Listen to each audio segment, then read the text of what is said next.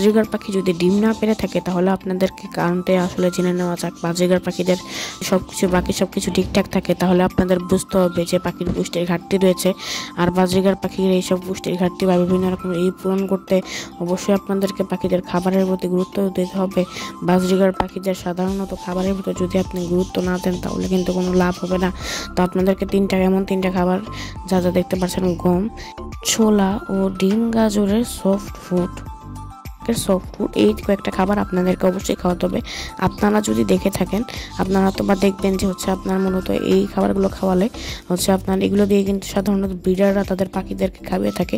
এবং গম আর ছোলাটা অবশ্যই আপনারা একেবারে করে দিবেন, একটু ভিজিয়ে রাখবেন 7-8 ঘন্টা রাতের বেলা, এবং পরের দিন সকালবেলা গম এবং ছোলা কিন্তু আপনারা খেতে দিতে পারেন। এছাড়া আপনাদেরকে যে বিষয়টা মাথায় রাখতে হবে সেটা যে সফট ফুড এবং এই গমগুলো কিন্তু অল্প কিছুক্ষণ কাঁচায় রাখতে হবে। 2-1 ঘন্টার পরে সরাই ফেলবেন, কারণ নাহলে কিন্তু এগুলো পচে যাবে এবং গন্ধ করবে। এছাড়া অনেক পাখিরা অনেকগুলো পছন্দ করে, যার ফলে পাখিরা অল্প কিছুক্ষণে খেয়ে ফেলে সবটা।